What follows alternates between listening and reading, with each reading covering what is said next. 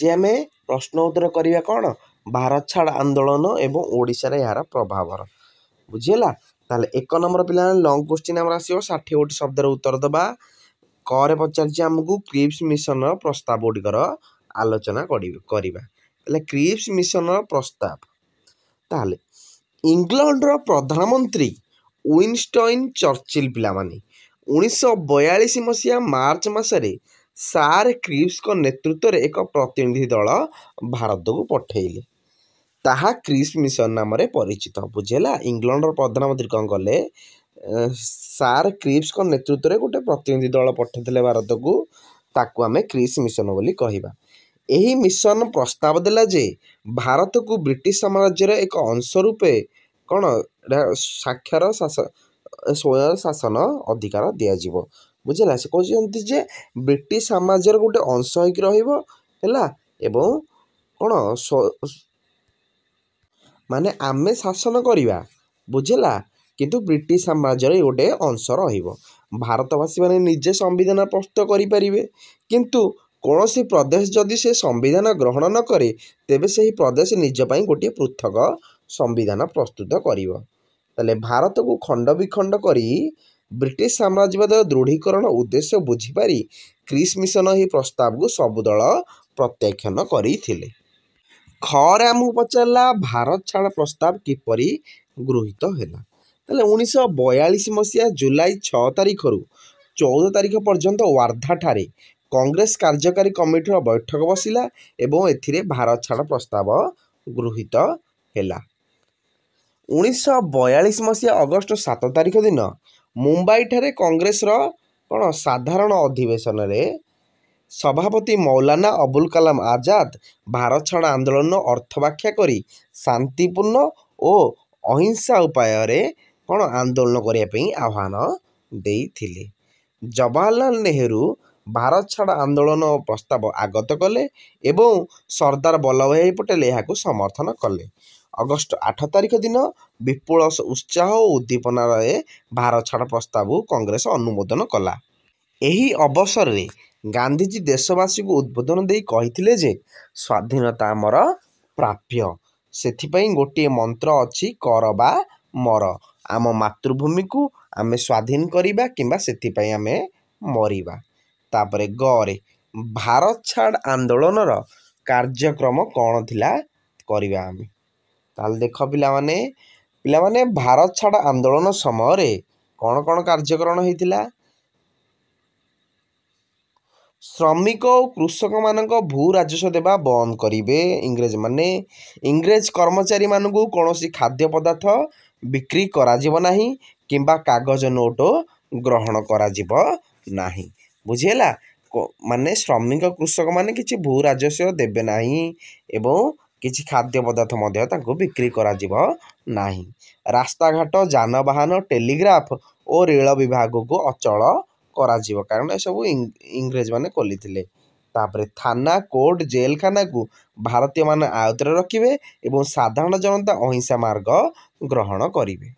घरे आमको पचारा भारत छाड़ आंदोलन दमन पाई ब्रिटिश सरकार की पदक्षेप ग्रहण करथिले ताले ब्रिटिश एक बहुत अमानुषिक पदक्षेप ग्रहण करथिले। सरकार सभा और शोभा यात्रा को से माने बेआईन घोषणा कले। लाठी प्रहार और गोली चालना एक साधारण घटना रे परिणत हो गला।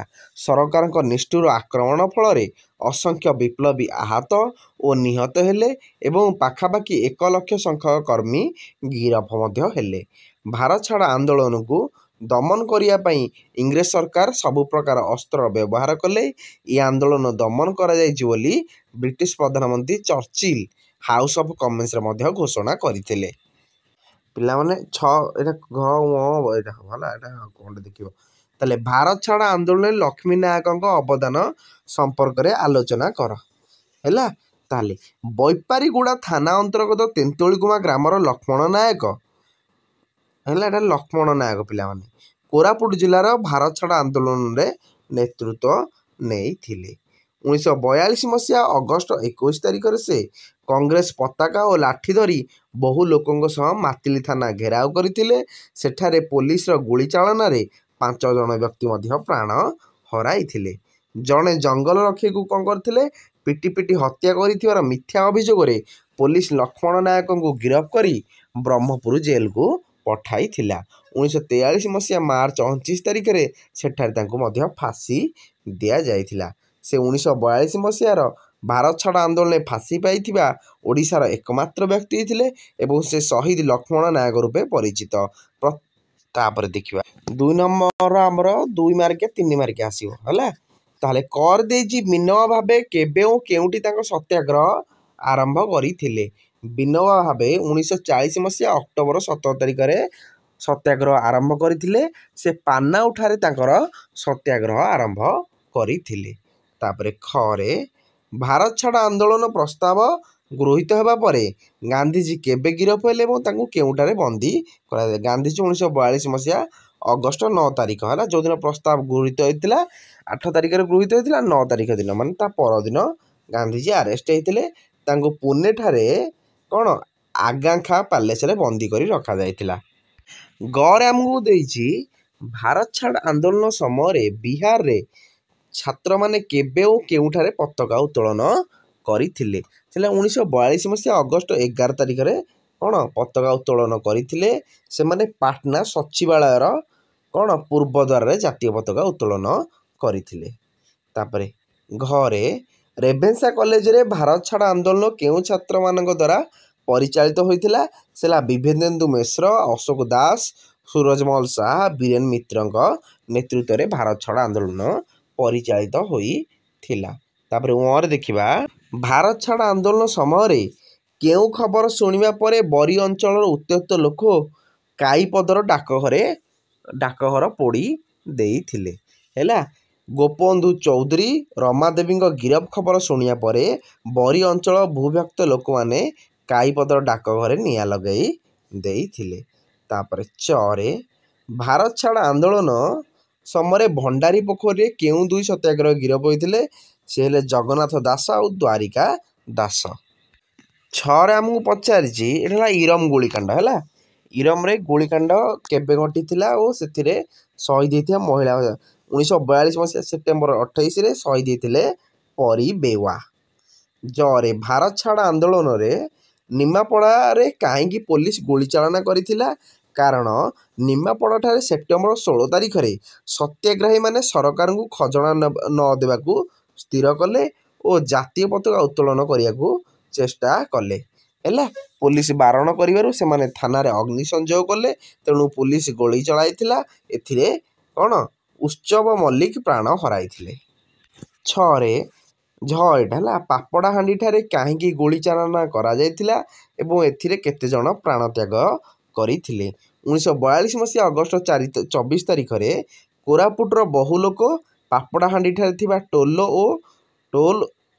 ଥାନା ଧ୍ୱଂସ କରିବାକୁ ଯାଇଥିଲା ଟୋଲ ହେଲା। ତାପରେ ଫଳରେ ପୋଲିସ ଗୁଳିଚାଳନା କରିଥିଲା ଓ ଏଥିରେ 15 ଜଣ ବ୍ୟକ୍ତି ପ୍ରାଣତ୍ୟାଗ କରିଥିଲେ। ତାପରେ କିଏ ଢେଙ୍କାନାଳରେ ଭାରତ ଛାଡ଼ ଆନ୍ଦୋଳନ ନେତୃତ୍ୱ ନେଇଥିଲେ ଏବଂ ତାଙ୍କ ନେତୃତ୍ୱରେ କେଉଁଠାରେ ଥାନା ପୋଡ଼ି ସଂଗଠିତ ହୋଇଥିଲା। ସେ ବୈଷ୍ଣବ ଚରଣ ପଟ୍ଟନାୟକ ନେଇଥିଲେ। ତାଙ୍କ ନେତୃତ୍ୱରେ 1942 ମସିହା ଅଗଷ୍ଟ 26 ତାରିଖରେ ମଢ଼ି ହେଲା, ବର୍ତ୍ତମାନ ଯେଉଁଟାକୁ ଆମେ କାମାକ୍ଷାନଗର କହୁଛେ, ଥାନା ପୋଡ଼ି ସଂଗଠିତ ହୋଇଥିଲା। ନେକ୍ସଟ 3 ନମ୍ବର ଆମର ସର୍ଟ କୋଶ୍ଚିନ୍ ପଡ଼ିବ। କ୍ରିସ୍ ମିଶନ କେବେ ଭାରତକୁ ଆସିଥିଲେ। 1942 ମସିହା ମାର୍ଚ୍ଚରେ। ଖରେ କେଉଁ ଦିନ ଭାରତ ଛାଡ଼ ପ୍ରସ୍ତାବ ଗୃହୀତ ହୋଇଥିଲା।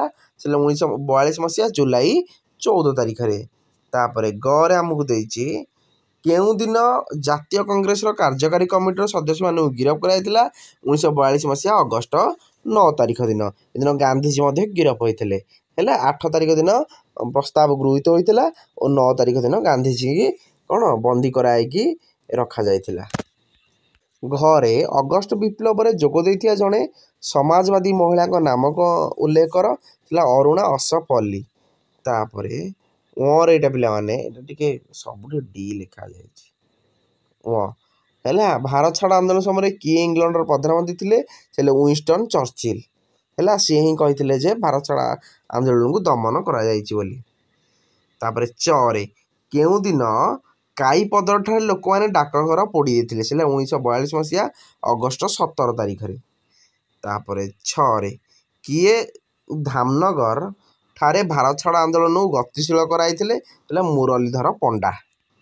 ଜରେ ଭାରତ ଛାଡ଼ ଆନ୍ଦୋଳନ ସମୟରେ କିଏ ନିମାପଡ଼ାରେ ପୋଲିସ ଗୁଳିରେ ପ୍ରାଣ ହରାଇଥିଲେ? ସେ ହେଲା ଉତ୍ସବ ମଲ୍ଲିକ। ତାପରେ ଝରେ କେଉଁ ଦିନ ଲକ୍ଷ୍ମଣ ନାୟକଙ୍କୁ ଫାଶୀ ଦିଆଯାଇଥିଲା? 1943 ମସିହା ମାର୍ଚ୍ଚ 29ରେ। ତାପରେ ନ୍ୟରେ ତାଳଚେରରେ କିଏ ଅଗଷ୍ଟ ବିପ୍ଳବର ନେତୃତ୍ୱ ନେଇଥିଲେ? ପବିତ୍ର ମୋହନ ପ୍ରଧାନ। ତାପରେ 4 ନମ୍ବର ଆମେ ଦେଖିବା ହେଲା MCQ ଆମର କରେ ଆମକୁ ପଚାରିଛି କେଉଁ ମସିହାରେ ଇଂରେଜ ସରକାର ଅଗଷ୍ଟ ଦାନ ଘୋଷଣା କଲେ? 1940 ମସିହାରେ। ତାପରେ ଖରେ କଂଗ୍ରେସ ଅଧିବେଶନରେ କିଏ ଭାରତ ଛାଡ଼ ପ୍ରସ୍ତାବ ଆଗତ କରିଥିଲେ? ଜବାହରଲାଲ ନେହେରୁ। ତାପରେ ଗରେ ଦେଖିବା ଭାରତ ଛାଡ଼ ଆନ୍ଦୋଳନ ସମୟରେ ଏଇଟା କହିଥିଲି ମହାତ୍ମା ଗାନ୍ଧୀ କେଉଁଠାରେ ବନ୍ଦୀ କରାଯାଇଛି? ପୁନେଠାରେ।